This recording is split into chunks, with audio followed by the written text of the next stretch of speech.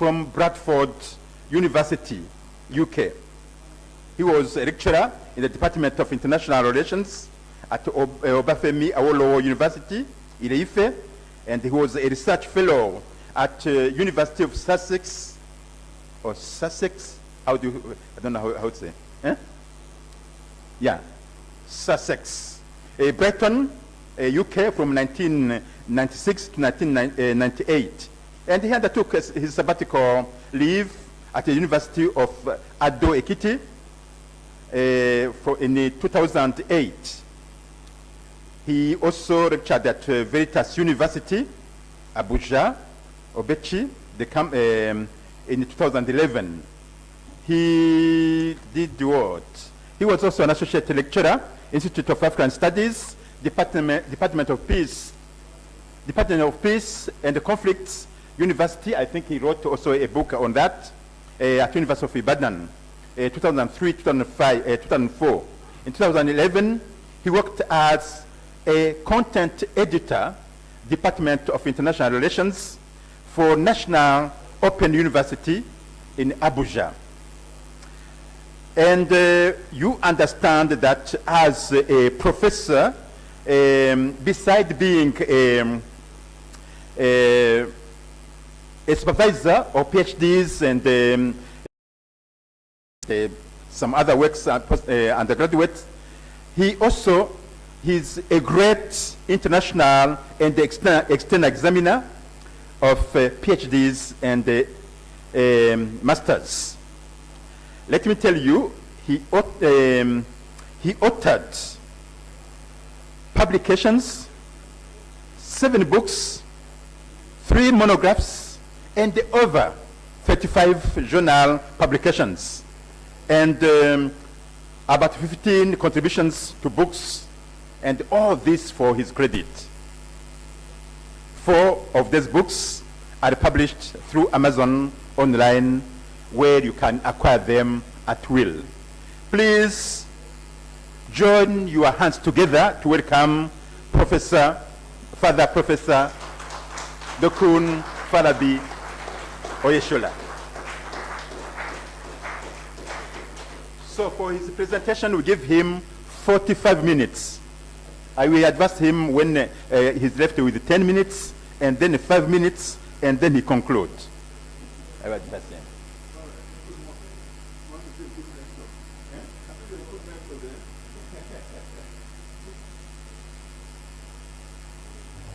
He's starting at 2:08 minutes.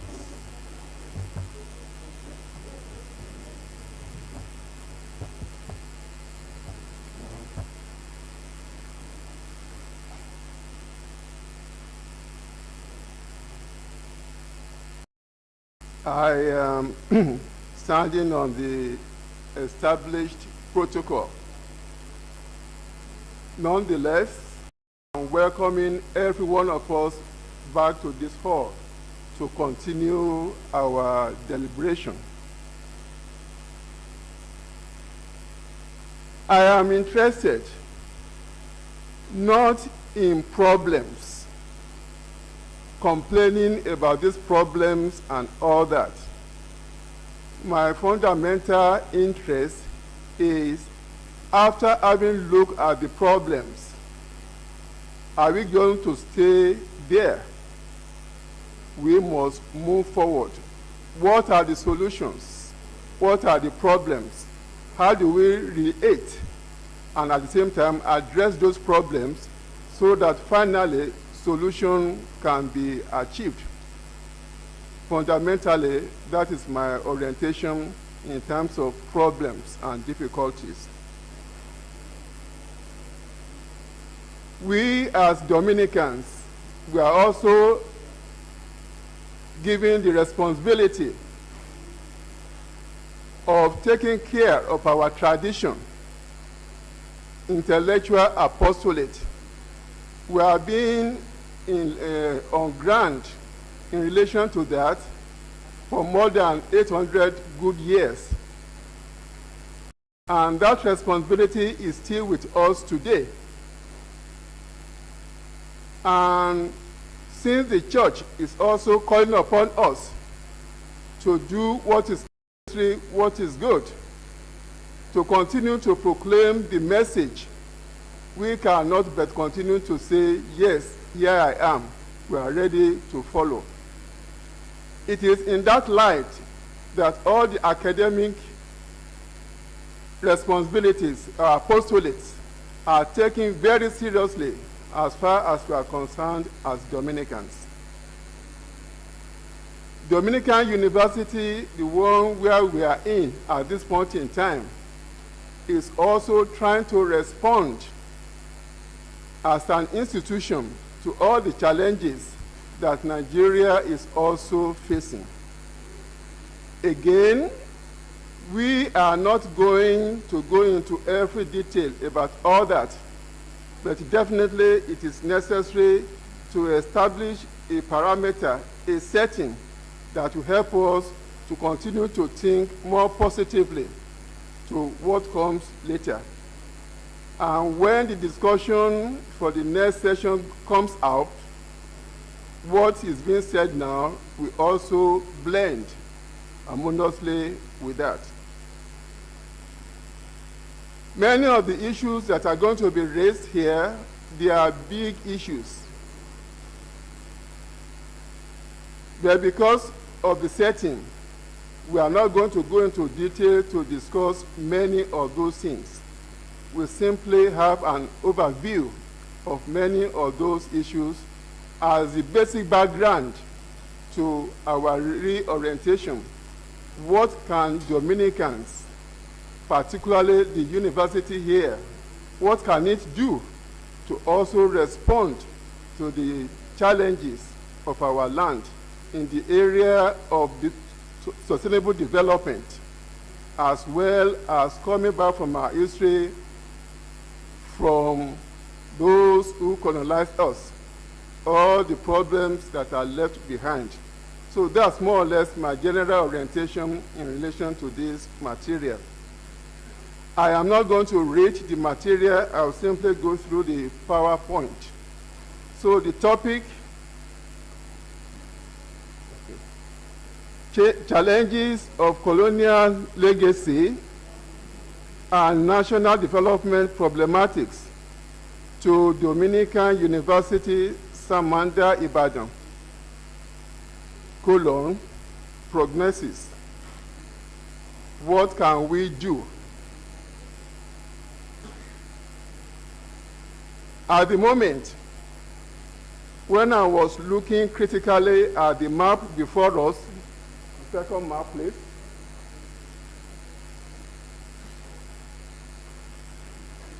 Okay, this one, yeah, okay. When I was looking critically about the map, I discovered that the one I have here is not the most recent. It's not really current. There are some areas that are still yet to be included there, but fundamentally, that is where we find ourselves in the continent, in the Black Africa, as Dominicans. Nigeria, South Africa, Southern Sudan, Democratic Republic of Congo, Angola, and all that. That's where we are at the moment. So there are still so many areas that we are still yet to explore. As I move forward, I want to establish some of the basic concepts that we need to understand so that we can begin to operate on the same wavelength. So this session is more or less on conceptual clarification of some terms. So many terms, but I'm only using about 4 of them. Colonialism is a major term in the presentation. And what is it? Colonialism is an act of political and economic domination involving the imposition of by one nation over a dependent territory or people, typically achieved through violent invasion, claiming land as its own, and sending settlers to inherit it.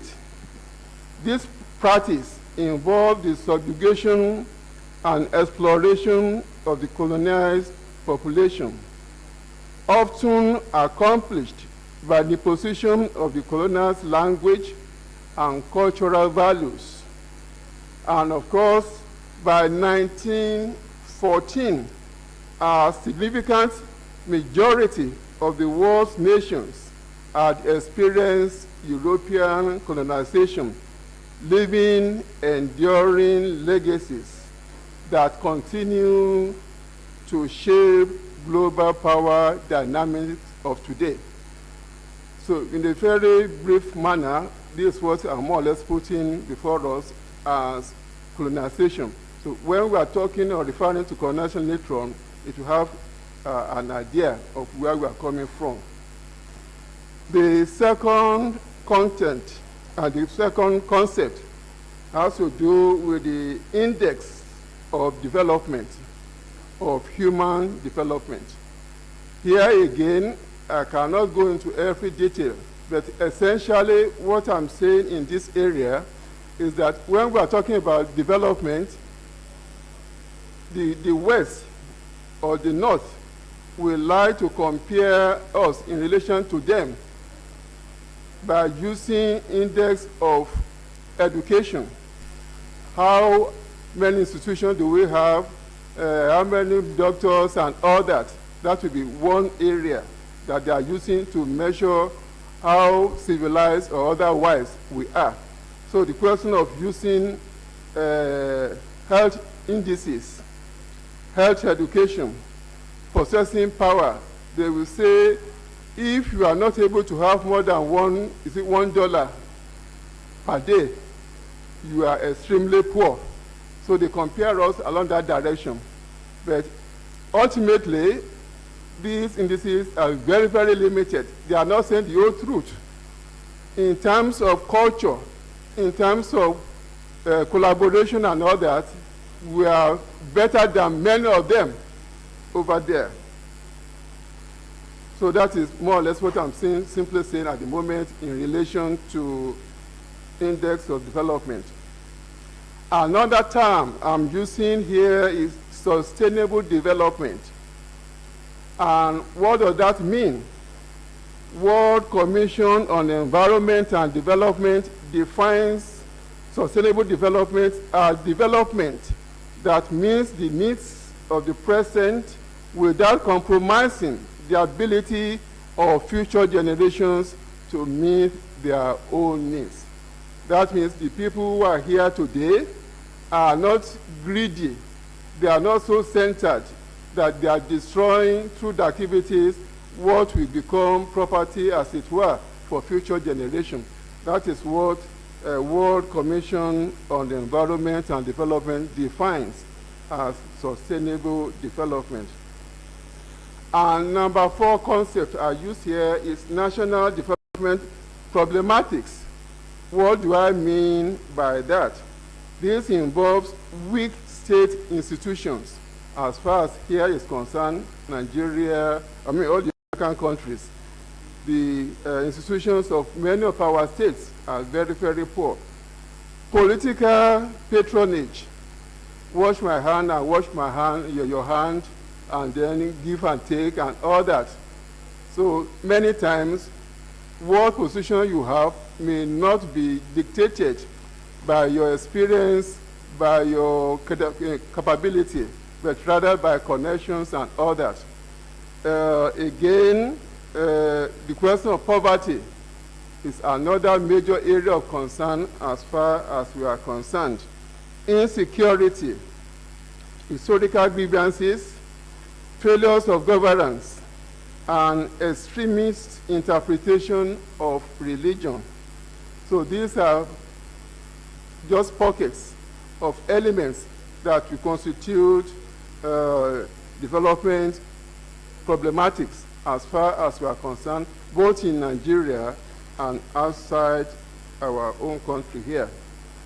Again, when the issue of colonization came up, that issue, the concern for that one, is more or less justified, particularly by the West, those who colonized us. They say, or they justify their domination over indigenous lands and cultures through legal and religious rhetorics, portraying themselves as enlightened forces, bringing progress and civilization. I think when we are talking in the morning or so, when we are talking about African traditional religion and all that, the idea of we know better, their own religion is not civilized enough, we cannot recognize it, some of those concepts also came out. So as far as they are concerned, they are the people who understand better. And again, church leaders and Christian missionaries, particularly during that period, they often supported the activities of the colonizers. And no wonder one of our not so past Pope came publicly apologizing to the entire world the type of atrocities that were committed in Latin America and all that, saying, please forgive us, because so many things in the name of religion which cannot be condoned were committed during that period. But all the same, all the leaders many times that time, they also said they supported what the colonial masters did. They viewed colonization as a means to civilize and save what they deemed as primitive societies from eternal damnation. As we look at that one, on the surface, they are doing something wonderful. They are concerned, isn't it? They want us to be saved. But under the line, you see that things are not as they look like.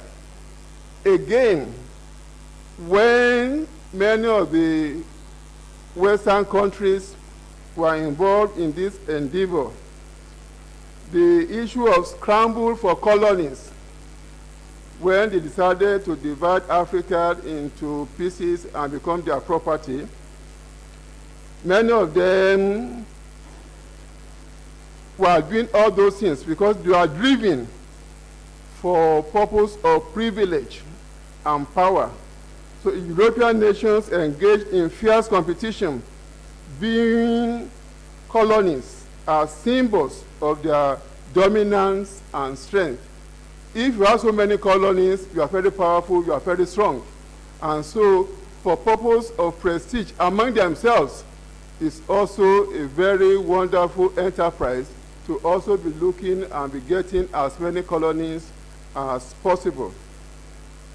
And of course, the colonies are an invaluable source of wealth and power for the mother countries. Many things that were exploited from the colonized countries were sent down there, and a lot of money, property, and all those things were achieved. So very quickly, let me just quickly touch some of the legacy of colonialism. Again, this is very big concept in relation to working out something that will be very, very comprehensive. Unfortunately, this is not a treatise about colonialism. Rather, here it suffices to identify its legacy as far as Africa is concerned from an African perspective. Identification of the legacy is adequate for the subject matter of this paper. So we are not doing any research or any treatise on the idea of colonialism. We just simply want to identify 1, 2, 3, 4, 5 as far as colonialism is concerned. Western education, healthcare infrastructure, transportation system, banking institutions, etc. brought by colonialism are good in themselves. One is not condemning all the contributions colonial masters made in those areas. But Africa, as a continent, was subjected into the spheres of Western world, where it was relegated to the background, playing essentially the role of raw material provider, a marketplace, an appendage to the industrialized world with its implications. So we became like semi-slave, not properly treated as partners, but rather somebody that is supposed to be serving the interests of the colonial masters.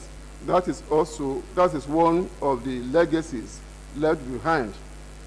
Colonial powers imposed an export-oriented economic model, relegating Africans to the role of suppliers of raw materials while discouraging local manufacturing.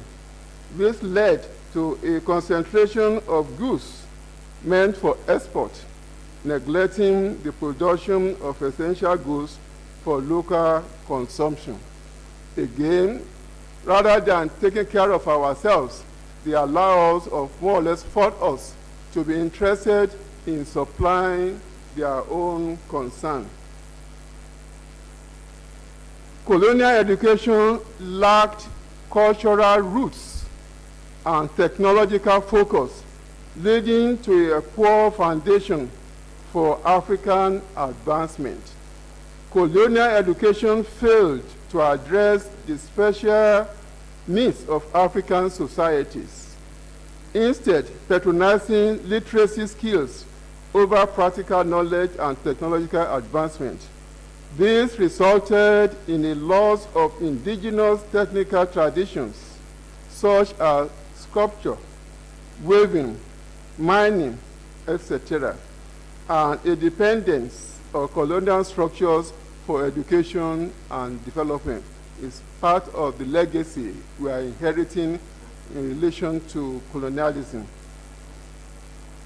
Colonial powers in Africa engaged a transport infrastructure primarily focused on expeditiously extracting raw materials for export rather than fostering interconnectivity and development within the continent.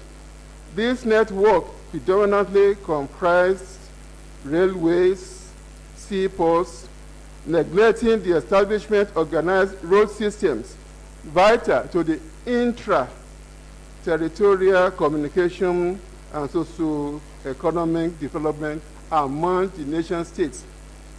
There's nothing like railroad between Nigeria, Ghana, connecting Nigeria and Ghana, or Ghana with another country. There's nothing like that to allow interstate relationship in terms of commerce and other things. It's only the ones that will help them take whatever type of raw material to the seaport and then fly to Oyinbo land.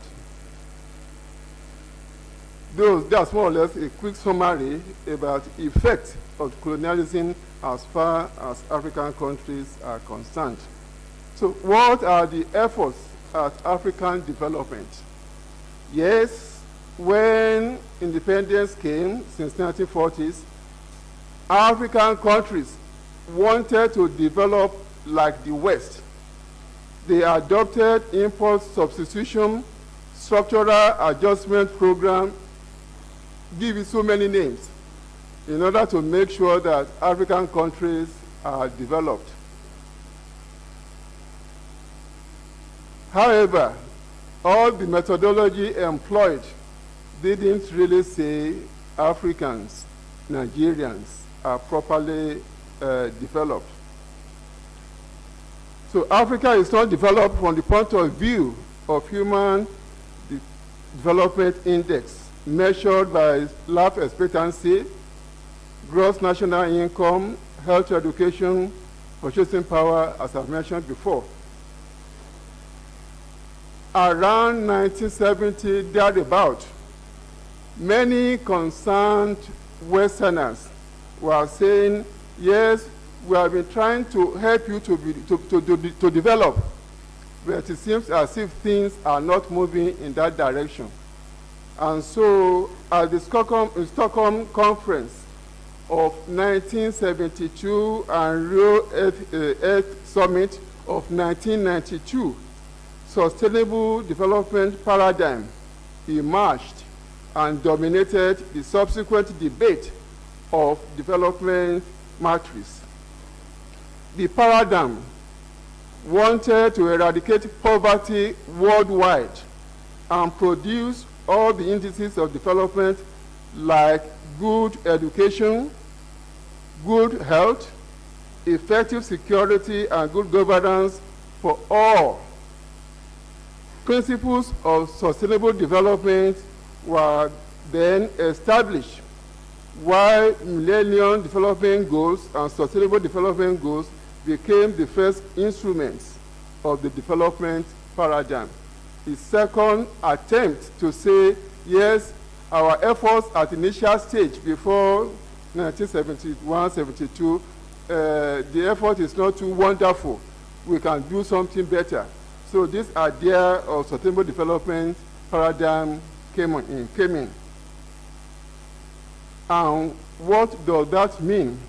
Millennium Development Goals as way of saying we want you to develop the elements in that area, some of the goals that we want to realize before 2015. All those things were there, but unfortunately, the objective didn't work. So what are those elements? What are those goals? Number one, they say we want to eradicate extreme poverty and hunger for everybody as part of agenda. Number two, achieve universal primary education. Number three, promote gender equality and empower women. Reduce child mortality. Improve maternal health. Combat human HIV, malaria, and other diseases. Remove them. Ensure environmental sustainability. Develop a global partnership for development. Those are the goals that came out for the effort to develop African countries in the context of Millennium Development Goals. After the period they set aside for themselves to evaluate whether those goals have been achieved or not, the answer was simply negative because there wasn't any development in relation to that. Almost immediately, they say, okay, let us move forward. And then they produce the second set of goals, sustainable development goals. And in this one, they say, end poverty in all its forms everywhere. Can that even be realistic? End poverty in all its forms everywhere in Nigeria or any of our villages. Anyway, they put that one down as, I don't know whether it's common flag of their effort to say we are really concerned about taking care of everybody, Nigerians inclusive. End hunger, achieve food security and improve nutrition and promote sustainable agriculture as their second objective. Ensure healthy lives and promote well-being for all at all ages. Ensure inclusive and equitable quality education and promote long-life learning opportunities for all. Achieve gender equality and empower all men and girls. Anyway, the list, I think, is about 10 or 17 of them. If one critically looks at all this, you simply discover that the achievement, to achieve all these things, will just be a mirage. They are going to evaluate the success or otherwise of these objective by 2030, and we are now 2026. And between now and then, what miracle? Okay, those who believe in miracle, maybe something will happen. But those who do not believe in miracle in that sense, we know that it cannot just simply work. Because the parameter they're establishing, who is going to do what, where will the money come from, are they sincere? Are they straightforward? All those are part of the game. We are simply doing what we ought to do. So that is the second dimension of sustainable development. So as far as I'm concerned, that cannot work. So what efforts? Okay, I want to quickly go to some factors responsible for the underdevelopment of Africa. Why are we always in the place where we find ourselves? One first reality is this. Number one has to do with terms of the colonization agreement. When many of the colonizers were leaving their colonies, let me use the example of France. Now, let us enter into agreement. We are brothers, don't worry. Number one, they say, let me read some of those effects. One of the conditions, they sign, the colonial Mali, Burkina Faso and all that, they have to sign with the government of France, saying, now that you are going, we are your brothers. We are interested in your well-being, but come and sign all these documents. And they have no choice. Okay, maybe, I don't know whether they have choice. Somehow, they have no choice but to sign. What did they sign? Let me read some of them. The newly independent countries have to pay for the infrastructure that France built in the country during colonialism. How much would that be? Who's going to decide how much and all that? So they have to they sign that, okay, oh, you have gone, but we are going to be paying you. So that is one condition put in place. Two, African countries have to deposit their national monetary resources in the Bank of France. So their money will be going there. When the country concerned is about to look for its own money, to spend its own money, you have to give account of how much you have there, what you are going to use the money for, and if it's not in agreement with what France wants, sorry, your own money will simply stay there. Unfortunately, it's also part of what many Africans, particularly French, that have been colonized, what they signed. Another thing has to do with France had the priority in purchasing all natural resources of its former colonies. So, gold, anything. So they have the right to exploit that one, and the other people have no right to say we need money. Anyway, number 4, in public tenders, it is imperative to give priority to French companies. So when, for example, what's it called? Burkina Faso as an example, that time, when he wants another corporation or other corporations to come and bid for whatever type of program they want to do, as far as France was concerned, priority must be given to France-owned corporations. It's also part of what they are supposed to do. Africans have to send their senior education officers to France or French military infrastructures due to a multifaceted system of scholarship and grants tied to the colonial treaty.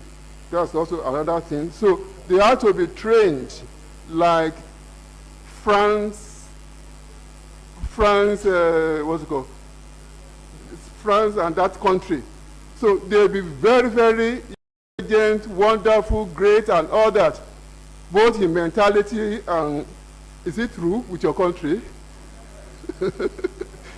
So they'll be very, very wonderful. But in terms of thinking and all that, they are proper Frenchmen, because they have been indoctrinated and all that and all that. So they have been, they have been brought up. So they signed that document that they have to do that one. Again, they say, in accordance with the signed colonization agreement, France has the right to intervene militarily in African countries and permanently deploy troops in military bases and facilities managed by the French. Even though they are already out, they are out. But reality on ground is saying they are there. And so when, what's it called? Burkina Faso say, France, go. They couldn't just believe it. Say, your military facilities, carry them away. We don't want them anymore.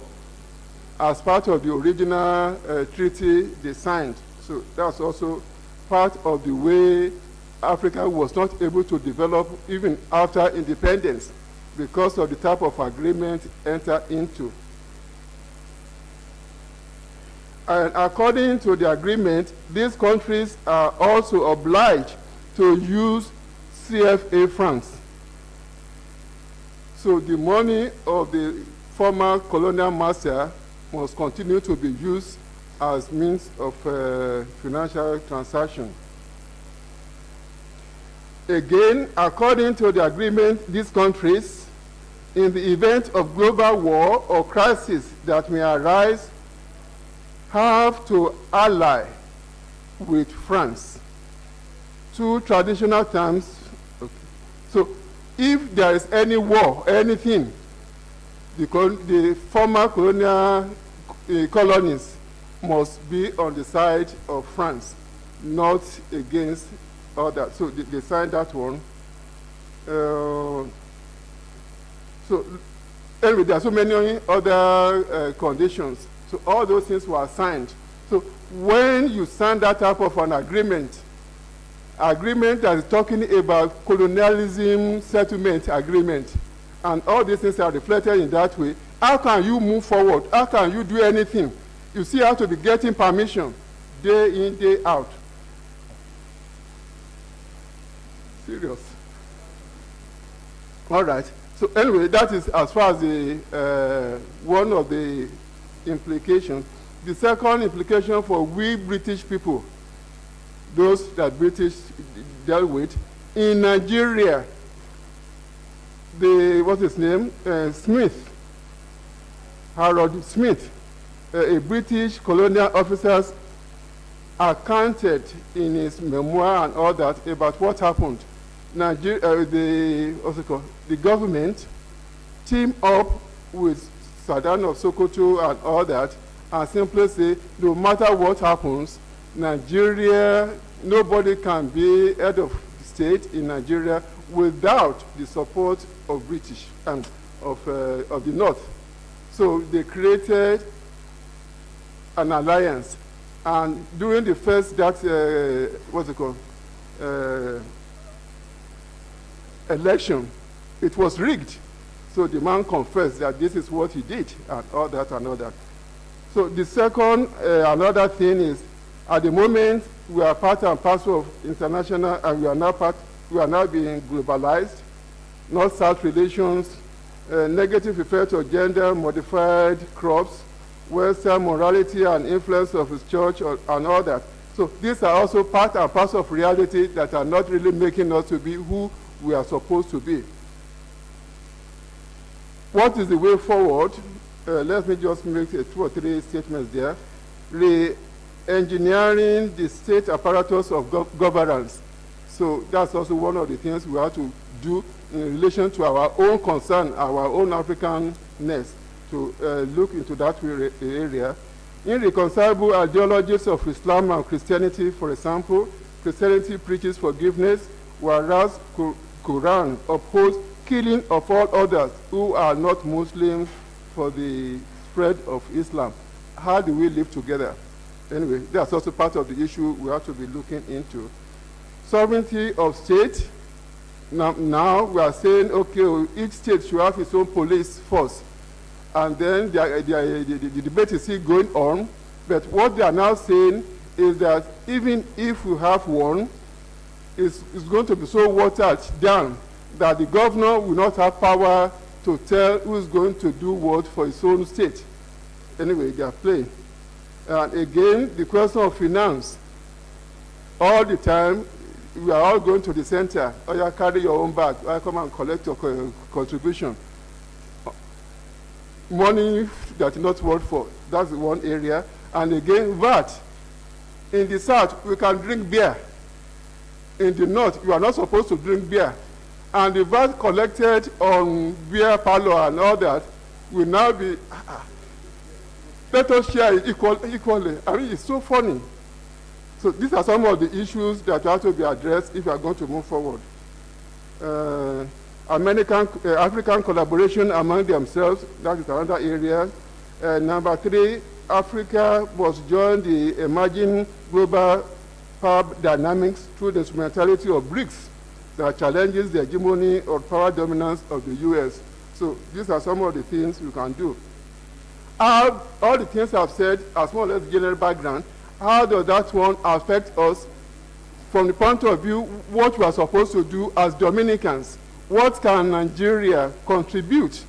How do we confront all these issues and all that?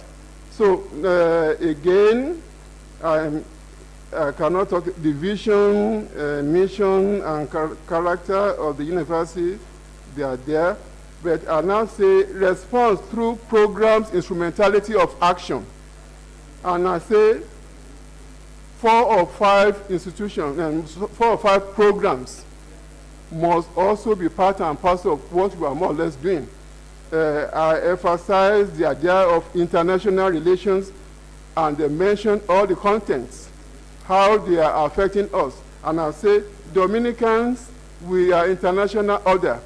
And everything we are doing must also exercise that dimension. So, just a minute. All that should be there. We should also do that one. And then all the other programs we are running, the question of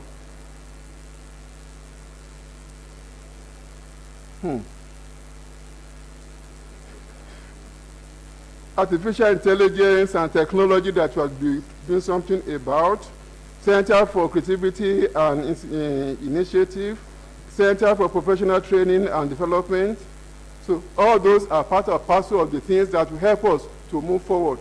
At the end of the day, we cannot but continue to do our own part, responding to all the challenges of colonialism and all that, if we are going to be instruments in the hands of the church to help development of our country. Thank you very much. You are pushing me too much.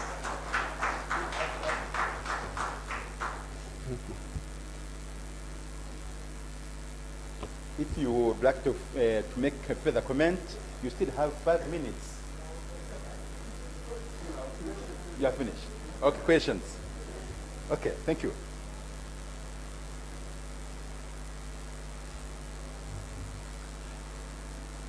Brothers and sisters, please put together your hands for a round of applause. I think it was a great contribution for the economy of ideas. When one tries to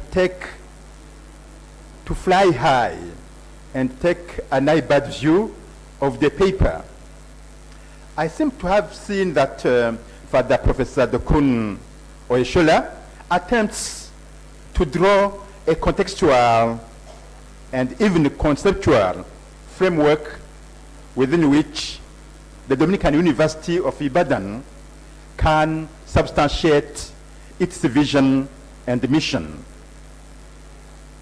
What context? The context is that of African experience of colonialism and its legacy, and the sustainable development being part of what is called clinical economics. The question now is this: within this context, can Dominican University of Ibadan contribute to the development of Nigeria in particular and Africa in general? And even more ambitiously, can Dominican University of Ibadan overcome poverty within the present paradigm of sustainable development, or, if you wish, the philosophy of clinical economics? Father Professor Dokun Oyeshola answers yes. He answers yes because Dominican University of Ibadan has its trademark, and that trademark consists of ethics, information technology, artificial intelligence, sustainable development, and entrepreneurship, all of which could contribute to a new look at governance in Africa. And actually, this is the content of the Dominican University of Ibadan. In its research, in its teaching, in both science and humanities, in partnership, not this, in partnership with industries. But also, Dominican University of Ibadan has also centers: the Center of Creativity and Initiative, Center of Professional Center for Training and Development, and so on and so forth. Dr. Oyeshola leaves us with a question which we all have to answer within the framework of the theme of this colloquium. How can we undertake the challenge which faces the whole church in Africa, that of evangelizing the West? A question to you, a question to him as well.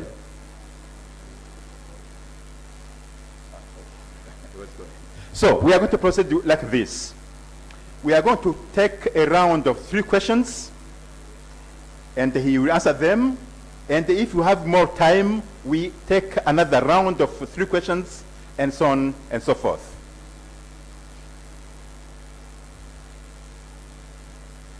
Who can break the ice? Please, could you state your name and then ask the question? We have 15 minutes.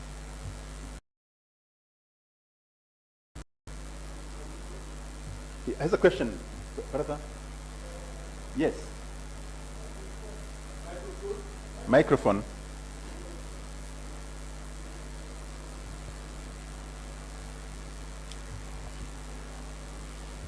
Merci, frère Pierre-Paul.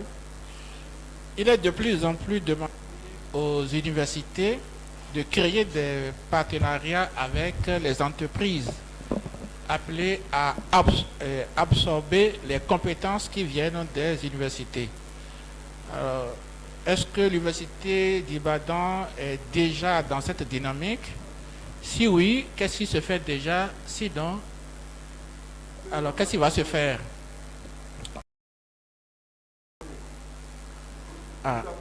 Translators, please. Are we together? Je reprends ma question. Je reprends. Il est de plus en plus demandé aux universités de créer des partenariats avec les entreprises appelées à absorber les compétences qui viennent d'elles, donc qui viennent des universités. Est-ce que l'université d'Ibadan est déjà dans cette dynamique? Qu'est-ce qui se fait déjà? Dominican University. Allez, on nous reproche, les recruteurs nous reprochent de continuer à former les étudiants dans les filières dont le marché de l'emploi n'a plus besoin. Donc, je voudrais savoir ici, à Ibadan, ce qui se fait déjà dans ce sens.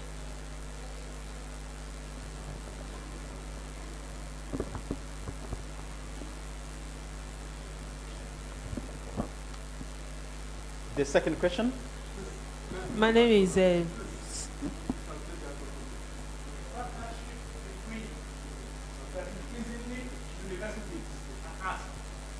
into a partnership with the industry. The East Dominican University educating students with that in mind. All right? So you answer it and then, yes. No, wait. Okay, thank you. okay. My name is Sister Sister? Margaret. And my question is, you have enumerated how outsiders have called us together to come and say how we will develop our countries. I mean, how much have the government done, or how many things have they done, or how many discussions have they done together to see that, or to affirm that we want to embark on development for Africans? Whereas outsiders have done that, but have we seen, or do we have cases like that where our governments from different countries have come together and say we want to work out plans for development for African nations?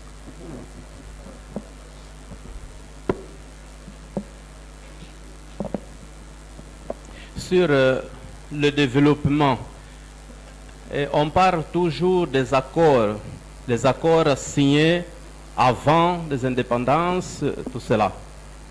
Et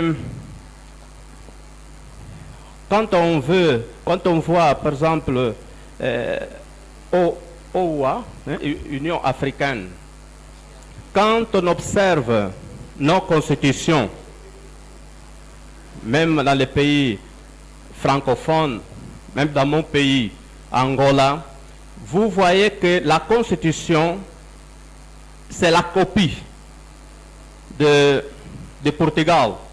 À beaucoup de pays africains, francophones, on voit c'est aussi la copie de constitutions, par exemple la constitution de la France. Nous, en tant que Dominicains, nous sommes là pour dénoncer et défendre, parler beaucoup surtout sur les injustices. Qu'est-ce que nous faisons? Est-ce que nous avons, nous en parlons, par exemple, sur ce défi, nous parlons de sous-développement, mais à partir de nos lois, c'est la copie. Est-ce que nous nous prononcions sur ce sujet? The last, how many questions do we have? Last question? Wait, okay. Thank you very much. This question goes to Father Professor Doku. Father, how sustainable are these sustainable goals? Are we moving forward as Africans? Thank you. All right. Okay, we'll give him time to answer the 3 questions, and then we shall come back.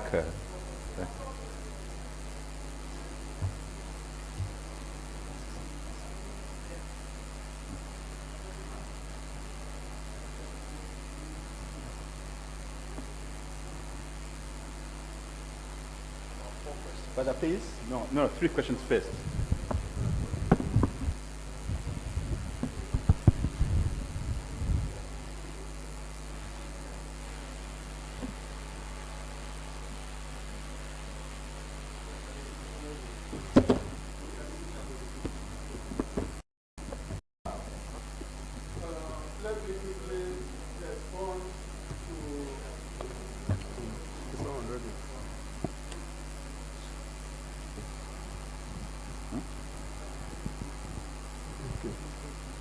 In relation to the issue of saying whether Dominican University is in collaboration with industry, that area is also a serious area of concern for us. Last week, a team from NUC saying we had to do a lot of collaboration with industry. They brought a team of 3 of them, guidelines to look at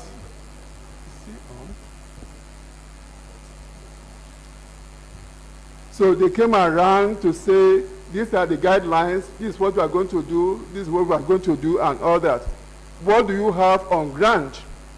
And the officer in charge of that program came out, took them round to show them these are the facilities on ground. And already, many of our students are also being sent for IT with other industries and all that. And from time to time, letters of recommendation or otherwise coming from those institutions to us to know whether they are doing well or they are not doing well, we normally receive. So already we have established that contact with many industries. But again, our effort is not adequate yet. It's not wonderful. We are still working to make it better and better and better.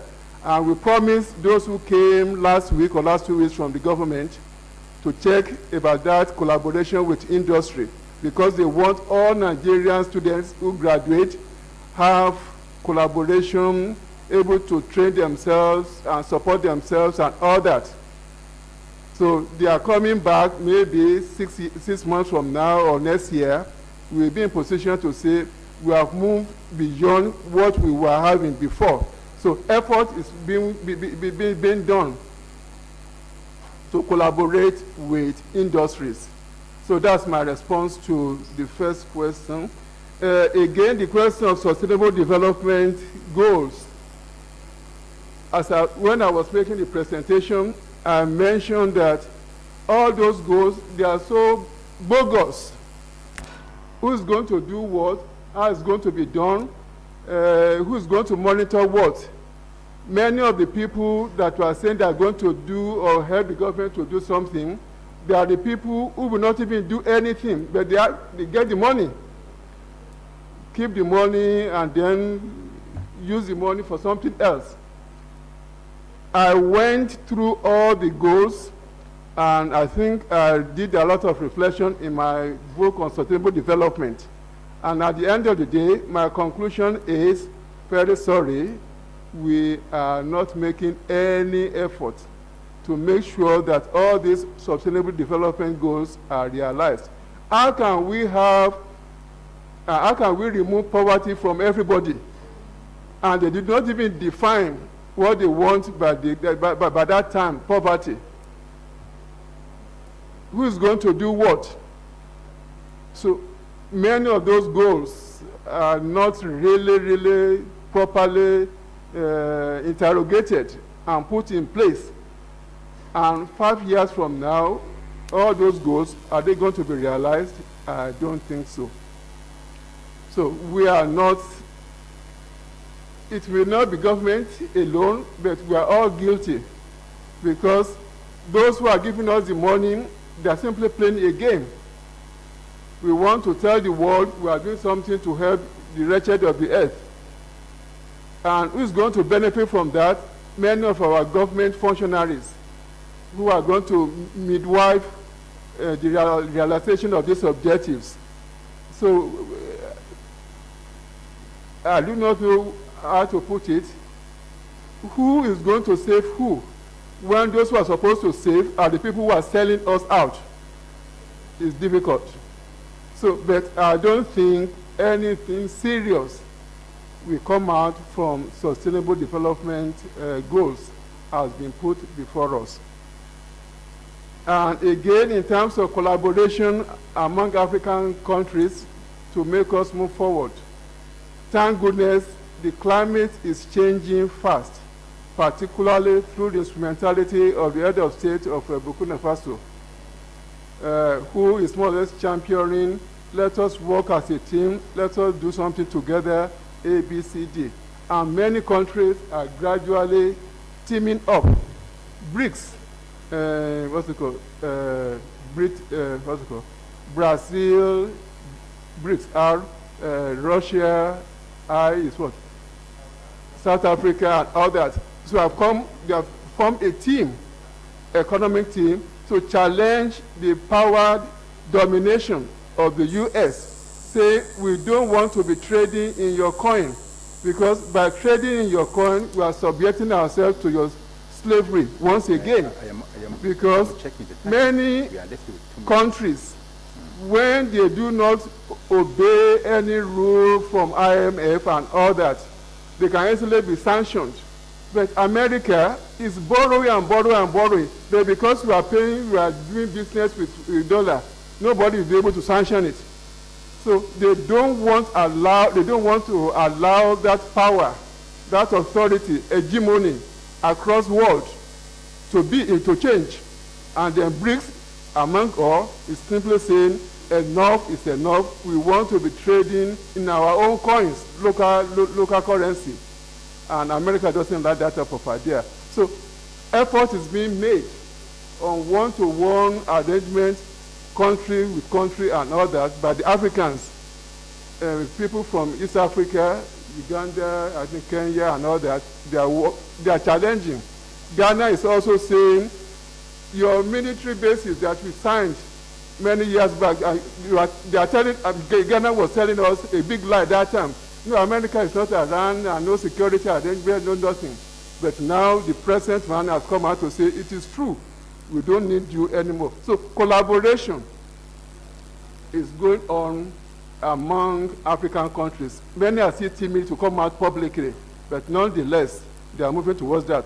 But major problem is our own country, Nigeria, who's supposed to be leading, a power of, what's it called?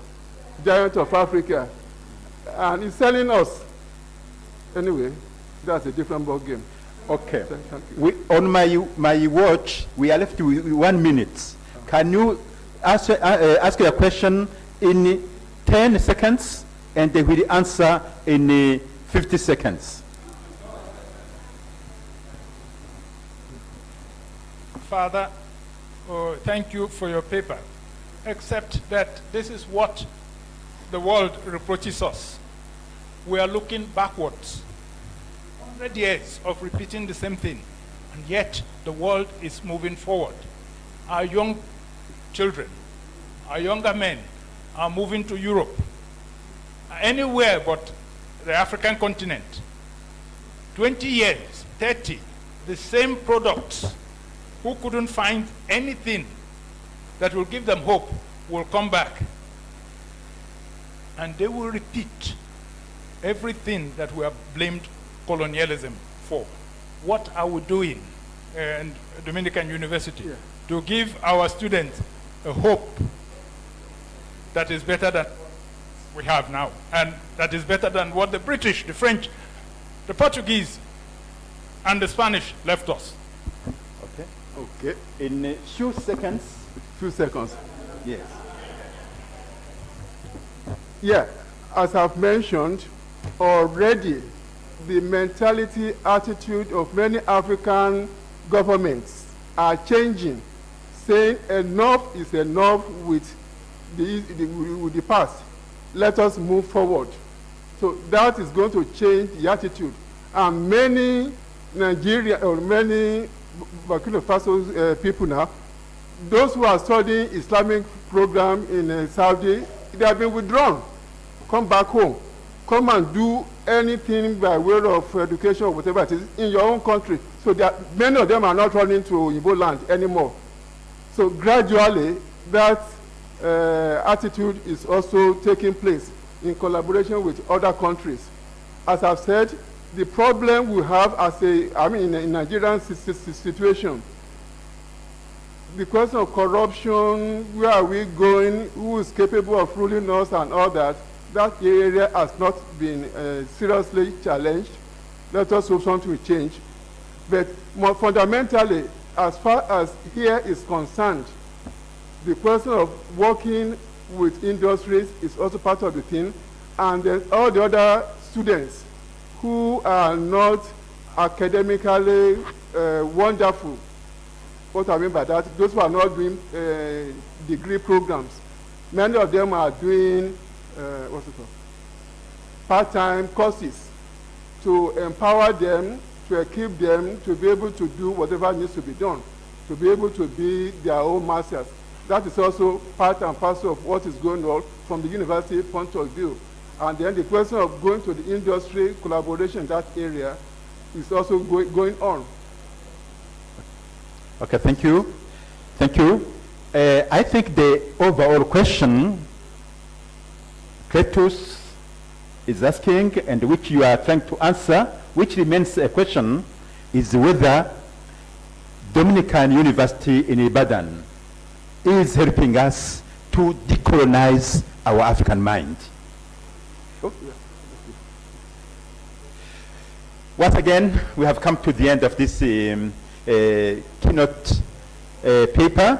Please, once again, a round of applause.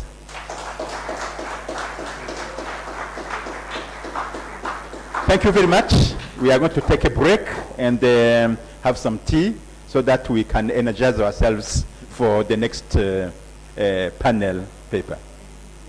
And we shall take 15 minutes. 15 minutes. So we count from now.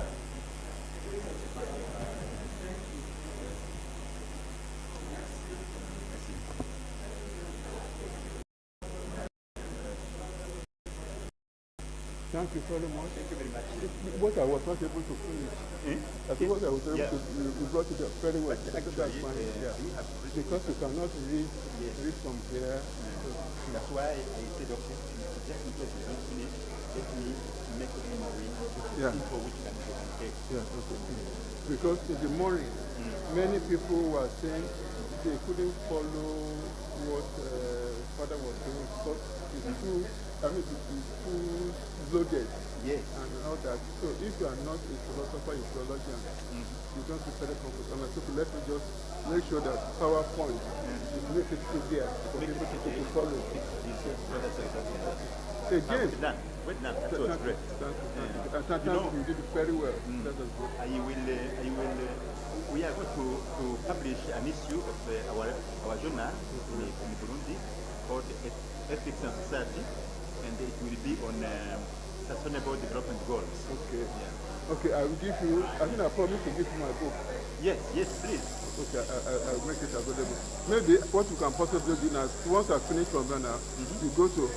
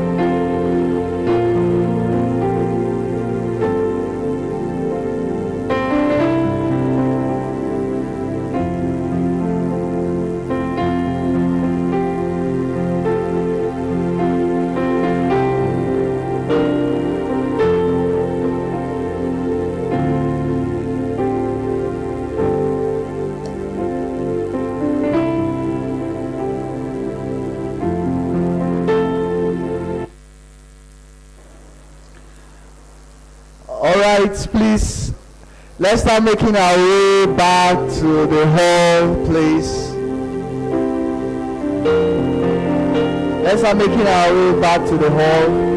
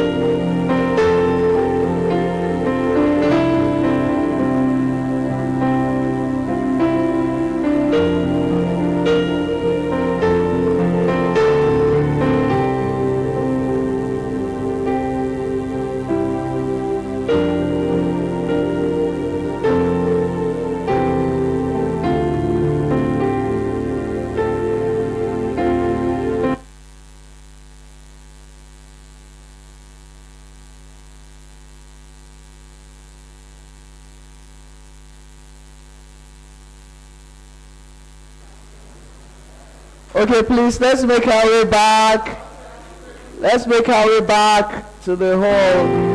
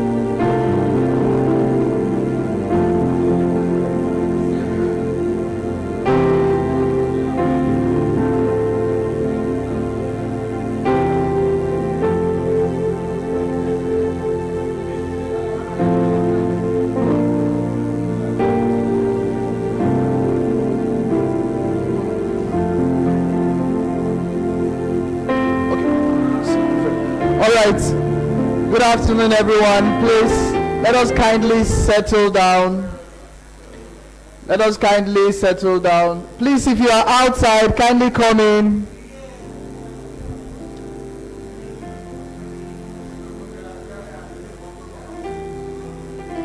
Now we shall have the second panel's discussion for the day on religion, politics, conflict, and peace building.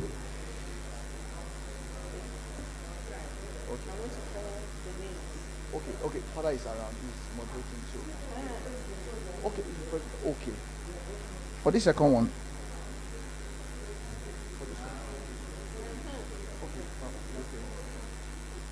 So, I'd like to invite Father George as the moderator of this panel discussion.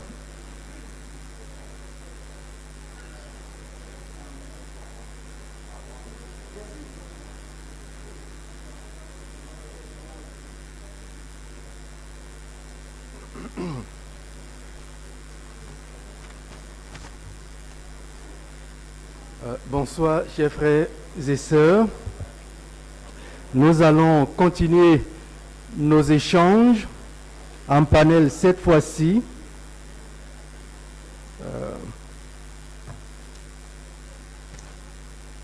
Et je voudrais inviter ceux qui composent ce groupe, le frère Pierre-Paul Miseungbe,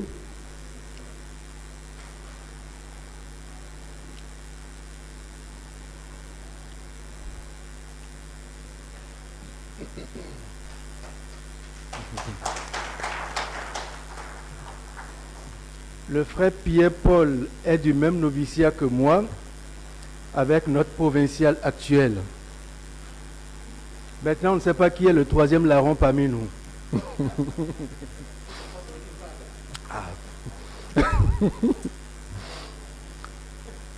Alors, le frère Pierre-Paul est docteur en communication et il va certainement nous parler de ce que ces caméras ont découvert des terroristes. Mais je précise que ce que nous faisons, c'est diffuser dans le monde, donc il va falloir faire beaucoup attention. Bon. L'autre est en ligne, je suppose, Peter Cabo. Mais il parle français. Le jour où j'ai vu le nom, j'ai dit ça c'est un anglophone, mais je me suis rendu compte que c'est un francophone. Peter Cabo enseigne au centre Saint-Augustin à Dakar, au Sénégal. Il est doctorant. Certainement qu'il est en ligne, parce qu'en temps il me demandait comment il allait faire. Je suppose qu'il est en ligne maintenant. Donc il n'est pas ici. Et puis il y a le frère Pierre-Marie Yan, que j'invite à rejoindre la table puisqu'il est avec nous.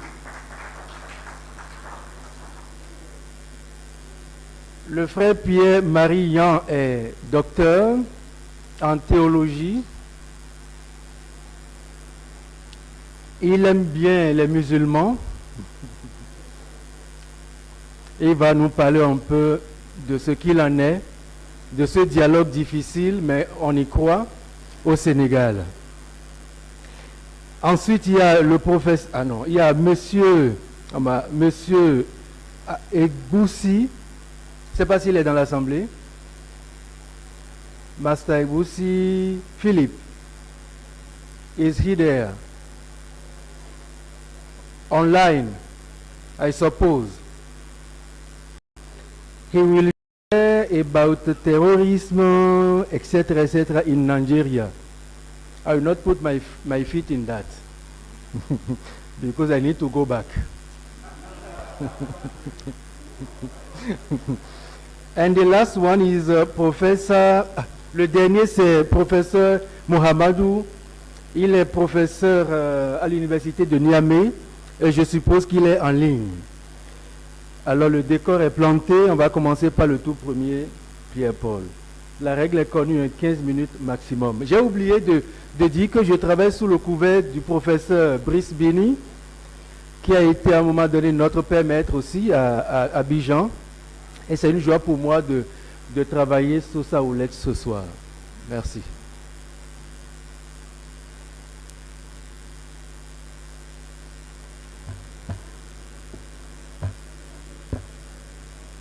Merci. Notre intervention va porter sur la communication d'influence et résistance des groupes terroristes au Bénin. Nous allons, dans un premier temps, vous présenter un peu en citant comment faut-il comprendre ce phénomène, le contexte et la problématique, le cadre théorique, la méthodologie, les résultats, la discussion et puis, bien évidemment, la conclusion avec quelques recommandations.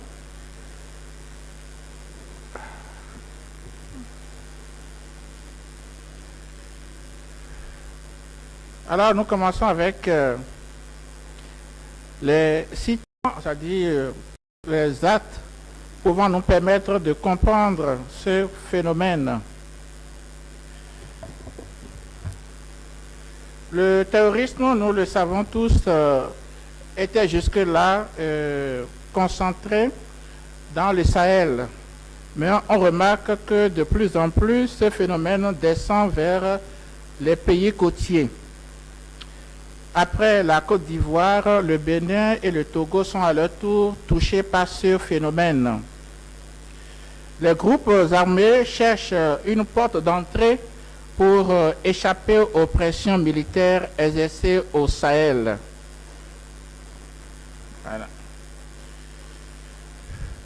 Et au Bénin, on remarque que la partie là où se trouve le parc national du W ainsi que le parc national de la Pendjari constituent des espaces privilégiés qu'utilisent les groupes armés.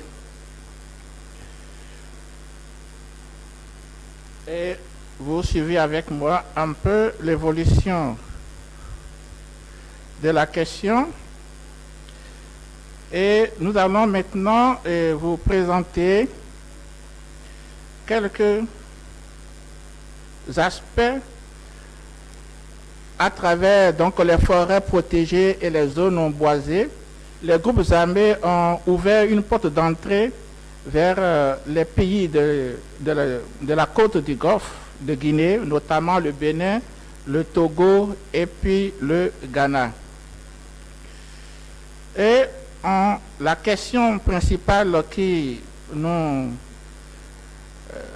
aide à mieux comprendre ce phénomène, quels sont les modes de communication que ces groupes utilisent pour atteindre leurs objectifs. Et nous pouvons répondre à cette question en disant qu'ils utilisent beaucoup plus la violence pour pouvoir atteindre leurs objectifs. Ils ne s'attaquent pas pour le moment. Le cadre qui nous a permis de réfléchir sur cette question, c'est le Nord Bénin, plus précisément la commune de Bembereke. Pour le moment, ils ne s'attaquent pas aux civils, mais plutôt aux positions des forces armées béninoises. Et dans quel objectif? Pour traumatiser d'abord la population et rappeler au gouvernement béninois un peu sa fragilité et son insuffisance en matière de couverture, en matière de sécurité dans ces zones. Et pendant dans la commune de Bebereke, nous avons constaté que la population était vraiment perturbée, traumatisée. C'est vrai, elle n'est pas encore attaquée par ces groupes, mais il y a des incursions, il y a des alertes qui traumatisent la population et nous avons interrogé un certain nombre de personnes, par exemple les forces armées béninoises, les groupes religieux, mais nous avons eu un peu de difficultés en ce sens que les gens étaient un peu apeurés et avaient peur de nous parler de ce qu'ils pensent parce qu'ils ont peur des représailles. Donc, l'enquête que nous avons effectuée dans ce sens nous a permis d'avoir une idée donc, de ce que pensent les populations locales, les leaders communautaires, les forces armées du Bénin, les religieux catholiques et puis bien entendu les acteurs d'ONG qui opèrent dans cette commune du Nord. Alors comme outil de collecte et démarche éthique, il faut simplement retenir que notre approche est une approche qualitative de type étude de cas, soutenue par la recherche documentaire, les travaux scientifiques, les rapports institutionnels et puis les articles. Nous avons organisé des entretiens semi-directifs réalisés auprès de différentes catégories d'acteurs, analyse thématique donc des données recueillies, et l'anonymisation a été rigoureusement respectée parce que les gens avaient peur d'être dénoncés, ils avaient peur des représailles. Donc nous avons tenu compte de cet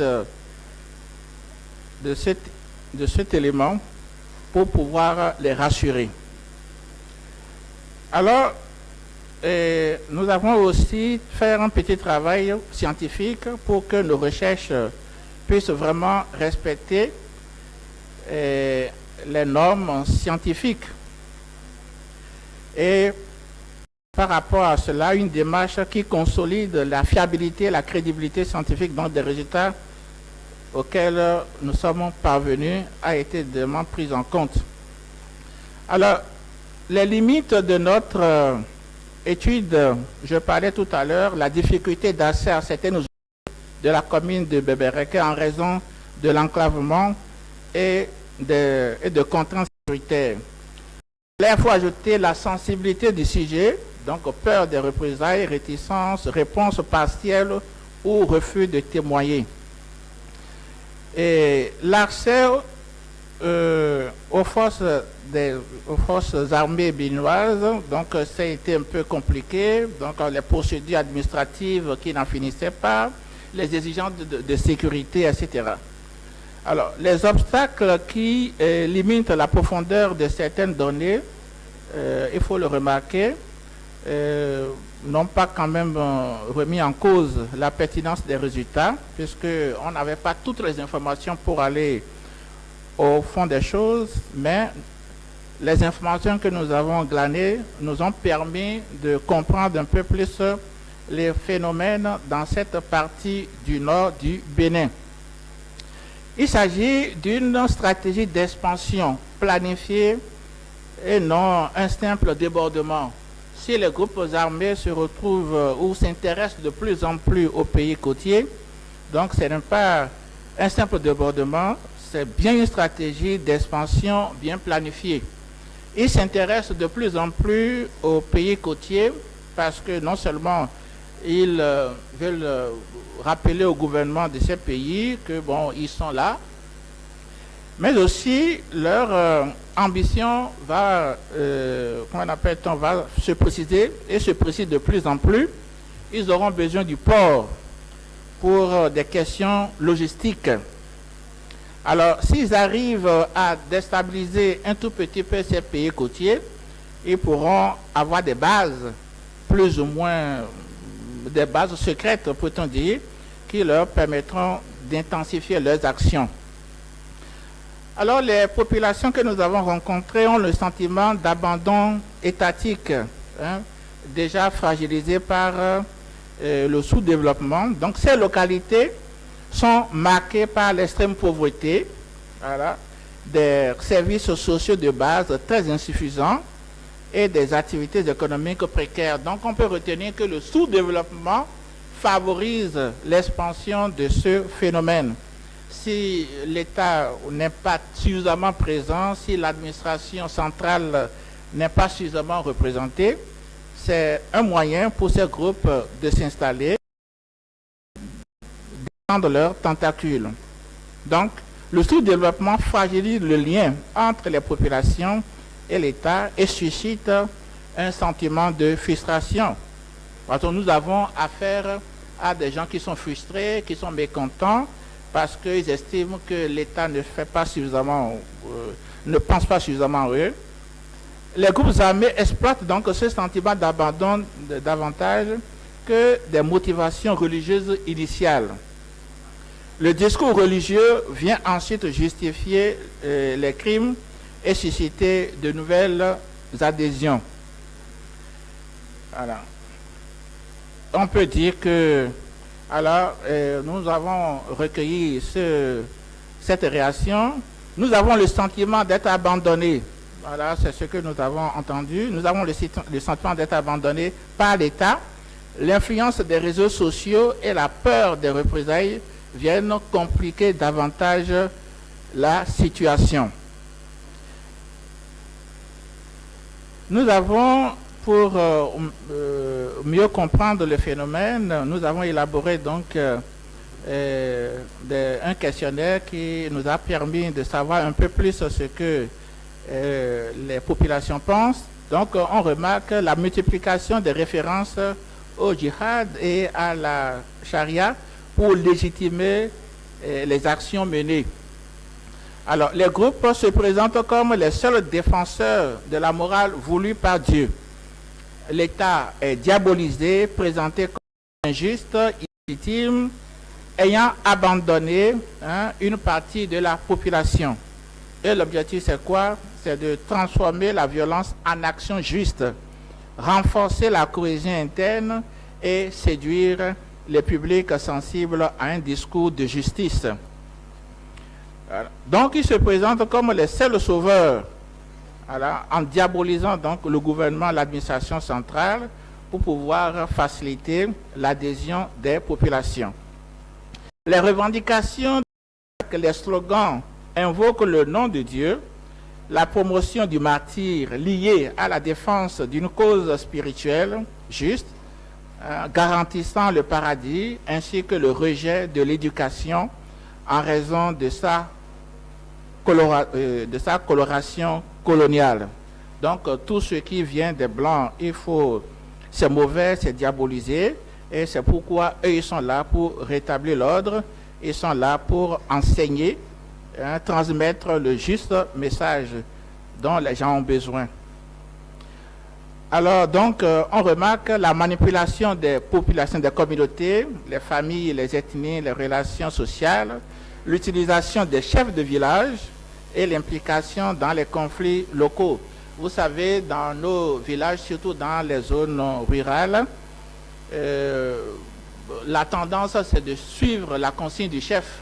Alors, donc, quand les groupes armés s'intéressent au chef, c'est pour pouvoir facilement avoir l'adhésion des populations.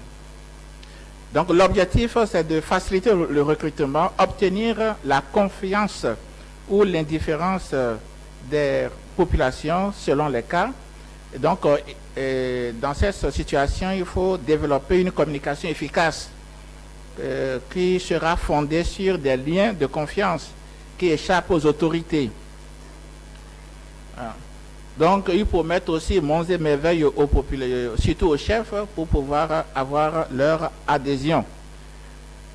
Il faut dire aussi que ces groupes armés ne viennent pas les bras ballants, ils donnent de l'argent à certaines personnes pour pouvoir avoir des informations. Donc, ils ont des informateurs parmi la population. Voilà. Donc, vous voyez déjà comment ils procèdent et ils utilisent pour la plupart du temps les réseaux sociaux. Ils sont toujours en train d'utiliser, de manipuler ces réseaux sociaux pour pouvoir atteindre leur objectif. Alors, ils disent ceci aux populations, ça fait partie des éléments que nous avons recueillis. Si vous nous soutenez, nous allons régler tous les problèmes liés aux conflits fonciers pastoraux.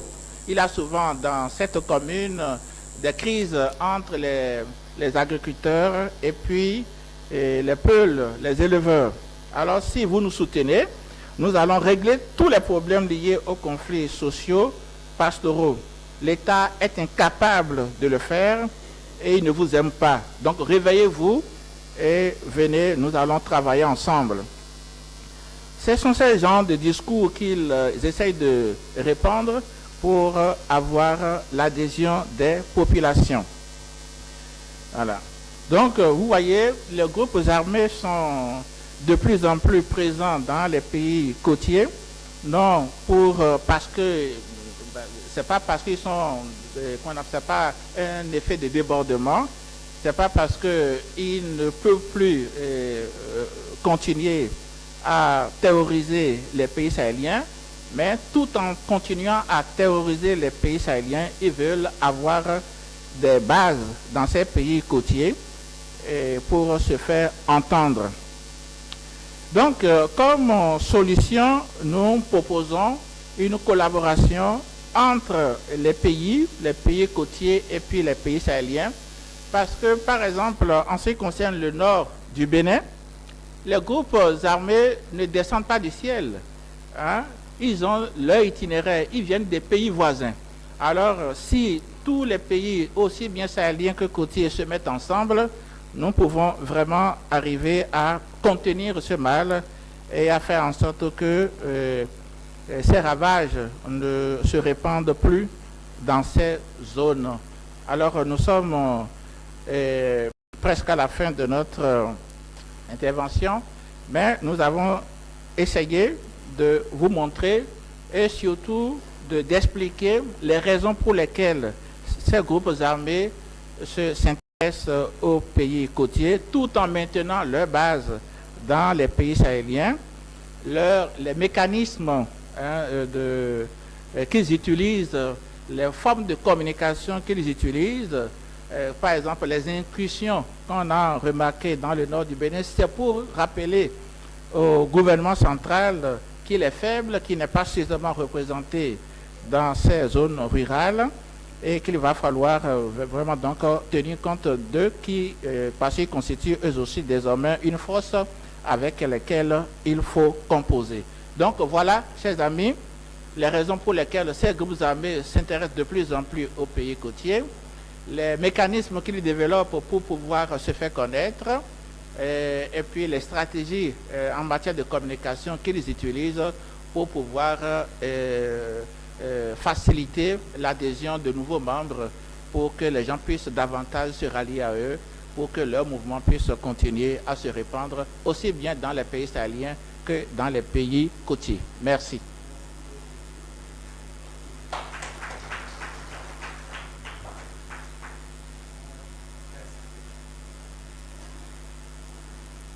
Il semble que Peter Cabo est en ligne. Est-ce qu'on peut la voir?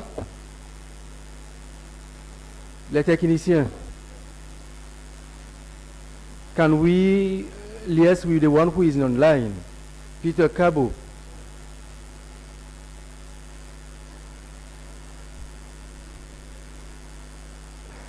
If not, we give the floor to Pierre Marion.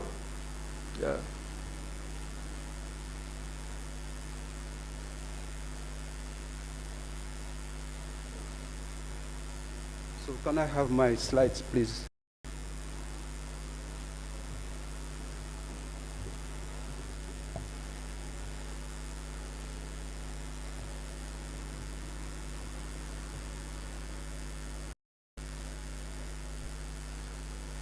Okay. So the title of my speech is Secularism in Senegal, both criticize and defend it, issue and perspective. It must be pointed that contemporary Senegal, there has always been a more than perfect connection between religion and politics. But on the other hand, the Islah, Arabic concept of the reformist Islam, claim that there is rather a systematic rejection of religion in the political sphere. To try to clear up this confusion about understanding of secularism, we are going to highlight our skills as a theologian who has taken the contribution of hermeneutic science seriously. That's what at the morning was talking Father Akimwale. in connection of the main question is secularism opposite to the religion in Senegal? In connection with my question, here is my hypothesis. One of the most prominent criticism of secularism comes from those traumatized as they were defeated by the West. This is how an important doctrine emerged. I was talking about its Islah. Through this text, Islah will refer to the ideology of political actors who support reform, mainly aiming to abolish secularism, which they want to replace with law based solely on the principle of Islam that alone should be govern society. To explain what we just said in this brief introduction, we have divided our word into 4 parts. The first part is the theological and epistemological approach to secularism between accommodation, appropriation, and attacking. Vatican II theology politic draw a clear line between faith and social reality. I think that it is the main purpose of Vatican II political theology to link faith and social reality. But there is therefore this new comprehension by the Church of Politics. Pope severally criticized secularism.